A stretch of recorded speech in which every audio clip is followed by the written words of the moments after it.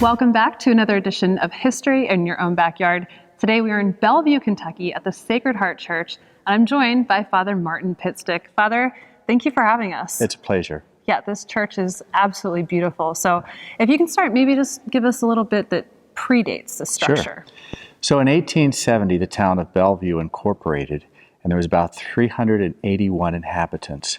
Now the Catholic families had to go to Newport in horse and buggy. Okay. And so they went to St. Stephen's, but in about 1873, there were families that began to want to build a church here. Right. So they received permission to build a small, temporary one-story church under the patronage of Sacred Heart, the Sacred Heart of Jesus. And so in 1874, November, the church was dedicated. And then in January, they added a school with 50 children, which shared the same space. Then a couple years later, they added a second story, and things progressed from there.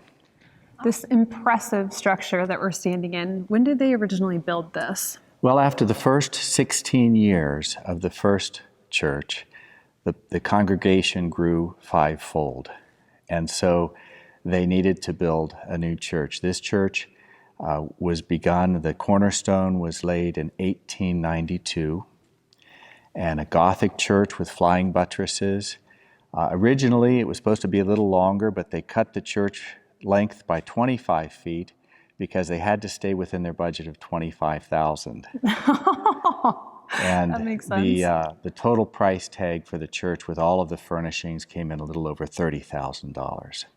Outside that slate roof? No. Yes. Okay, so is that, actually just tell me about it. It's the original slate roof. It was the original. They used the best, most expensive slate that you can find in the world. It's Virginia Buckingham slate, and they can tell whether it's still good by pinging it. So it lasts about 300 years. So there's the plaque outside, but that's historical. This is, okay. So this was put on the National Registry of Historic Places in 1974. Okay. Now, was this originally a German-speaking church? Well, the church was established for all nationalities, but it very quickly became a German-speaking church. When they first opened the first church in 1874, the bishop did not have enough priests to give them a full-time priest, so he contacted the Passionist Fathers in Cincinnati. And for almost a full year, they had a priest who came in as acting pastor. But then in 1875, this is again prior to this church, but they had their first resident pastor, and he was a German priest. Okay. Now, in the original charter of the St. Joseph's Men's Club, there were, I believe, only about 9 names that were of Irish heritage and 36 of German heritage. That makes sense. So while in this pioneer town, the heritage was about roughly 50-50, the Germans kind of took the initiative to build this church. Okay. And then when they got their first resident pastor, he was a German-speaking pastor. And so the services, of course, would have been in Latin. Okay. But the homilies, the preaching was in German, the catechesis, the religious instruction was in German. And in the school next door, when they kept the old church as a school, the classes were in both German and English. And this continued until 1917 with World War I, when, for a patriotic gesture, they stopped the use of German. Now, in 1889, they ended up building a church a block away, St. Anthony's, for the English-speaking people. There was a very distinct difference between the German-speaking church and the English-speaking church. That wouldn't have anything to do with the two, now this is a whole separate plaque we're talking about, but the 2 plaques on the front of the church. Well, it does a little bit, because when the church merged, St. Anthony's, the smaller, poor little Irish church, got absorbed. Okay. Their church was sold, and it became a new parish. So the name of the parish changed to Divine Mercy Parish.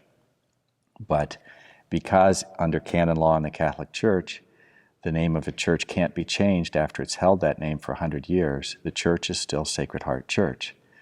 It can be confusing because people speak of it as divine mercy, but also as Sacred Sacred Heart. From the pictures, there was a different spire. Yeah. What happened to that? You and I were talking about it earlier. It's a cool The original pictures of this church look very different than the current church, but it's the same essential structure. The original church was brick, and now we see a stone face, which was added at the Golden Jubilee. But the spire was twisted. It was an octagonal, sharp, steep wooden spire, and it was twisted in a violent windstorm in 1915. And so they replaced it with a curved, octagonal, rounded dome that was certainly more stable and covered with the beautiful green copper. Father Martin, there is a breathtaking altar behind us with this super tall, ornate backdrop. Can you tell us a little bit about that? Sure. Father Aloysius' role between the years of 1920 and 1924 in leading up to the Golden Jubilee anniversary, the 50-year anniversary of the church, did significant renovations to the church. Not only did he add the false Indiana limestone to the outside of the church to make it look like a stone church, but he added this magnificent altar, these 3 altars. Now this altar alone is 33 feet high and 16 feet wide. It's an ornate Gothic structure, and it's filled with angels and saints, and it's crowned with the statue of Jesus, the Sacred Heart of Jesus.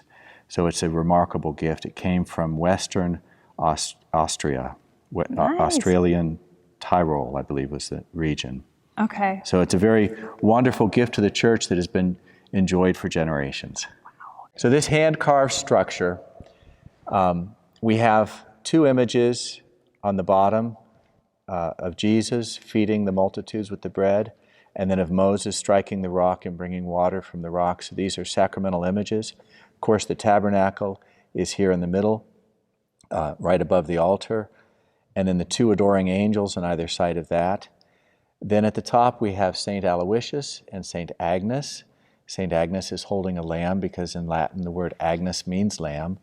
You have 2 angels adoring Christ. The one angel is carrying the symbols of his crucifixion, the cross that the lance that pierced his side, and the sponge which was used to give him the sour wine which he refused. And then of course the magnificent statue of Jesus at the top, revealing his Sacred Heart. Now there's an interesting story when the 2 parishes merged. Right. The shrine of Divine Mercy in the back corner of the church. Yes.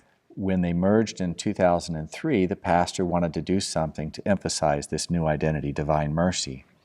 And so he had a beautiful hand-carved statue. All of this was hand-carved here.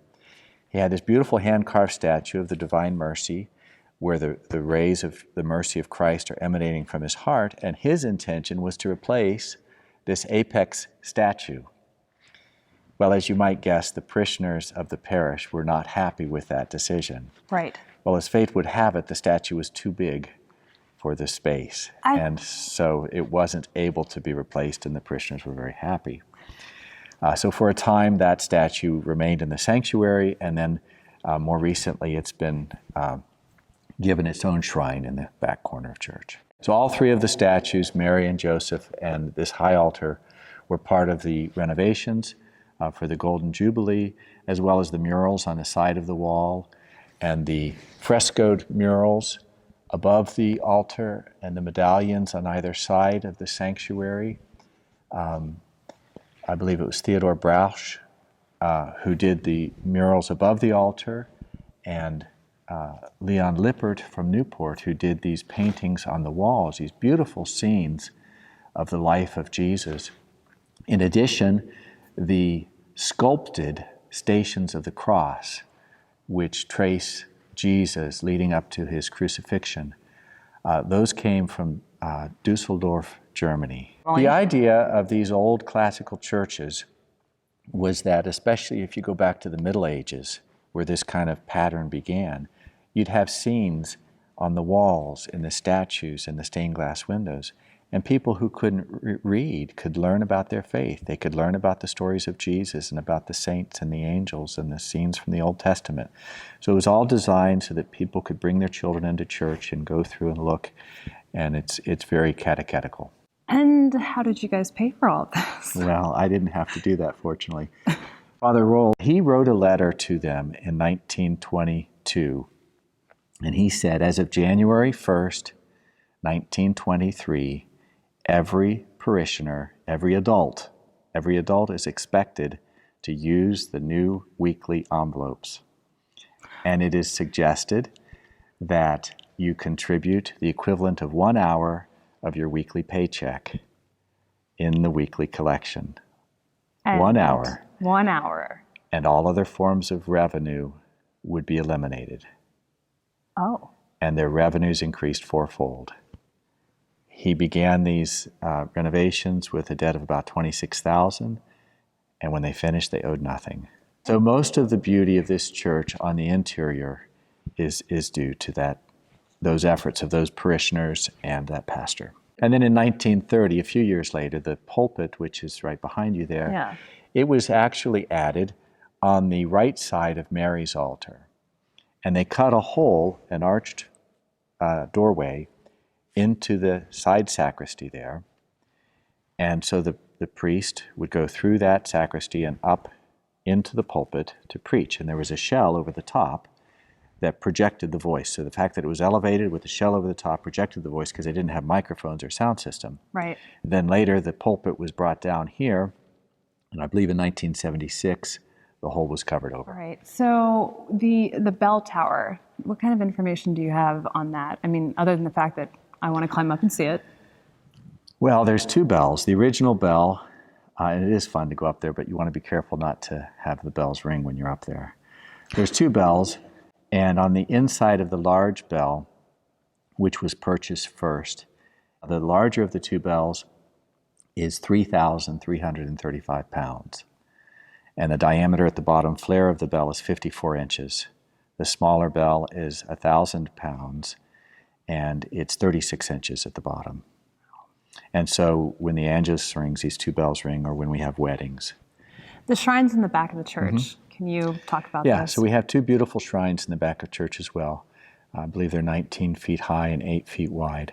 One is of the Sorrowful Mother, the Pietà of Mary holding her son Jesus after his crucifixion. And next to that is a statue of St. Anne, her mother, and St. Anthony. And then on the other side is very interesting, some people might say frightening, purgatorial depiction. And so this three-quarter relief, three-quarter size statues, shows actually three scenes. It shows the poor souls in purgatory, it shows the crucifixion of Jesus, and a priest saying Mass.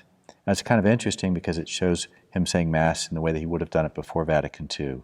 Oh. With the altar boy holding up the back of his vestment. And okay. The stained glass windows add so much character here. They do. Yeah. So they're of a geometric design, which is kind of like a German feel, but they're not the original windows. Now, you can see some of the original windows in spots that are not commonly used. The pastor didn't see any reason to replace the windows where nobody would see them. Right, makes sense. But this was done in the 50s by Father Karl Merkel. He was here for many years and did a lot for the church. And it was done by a Wisconsin company, but in the style that windows were done in the Middle Ages. That's hand-blown glass. It comes from England, Germany, and France. Okay. Awesome. So it was done in the old-fashioned craftsman style. There's 20 windows all around the top of the church. And again, it's filled with symbolism of our faith. I understand he installed a pipe organ in the 50s. Yes, Father Merkel did a number of renovations, and one of them was a state-of-the-art Wicks pipe organ, which we still use today. Now, the old pipe organ was in the choir loft. That was removed and given to a local parish to use, and then they added more seats because there was standing room only at the time. Okay. And more seats in the choir loft. But the new organ uses these pipes that are on either side above the side altars. They're hidden by cloth. And the largest is 16 feet high by 1 foot in diameter. Wow. And the smallest is 6 inches high by 1/4 inch in diameter. Now, during Christmas, you guys have something very special here. Yeah. So from the top of the ceiling of the inside of the church, there's a Star of Bethlehem that hangs. And this star was made by Bernard Lutkenhoft. and donated to the church in 1918 in gratitude for the safe return of his son, Herman, from World War I. Oh. And the star is hung for 99 years. Can you tell us about any other renovations? Yes, in 1976, Father Boschert, thereabouts that time, did a number of renovations. The floor was in very poor condition, and so they removed all of the pews. They had to have Mass in the cafeteria of the school for a while. They repainted, and they did electrical improvements and a number of improvements.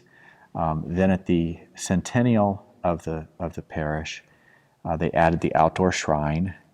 And then just this last year, for the 125th anniversary, we added lighting for the shrine outside and a fountain as well. Thank you for watching another edition of History in Your Own Backyard. I'm Susie Selleck, and today we were in Bellevue, Kentucky at Sacred Heart Church, joined by Father Martin. Father, thank you very much. You're very welcome. And remember, travel slowly and stop often. God bless. Bye for now.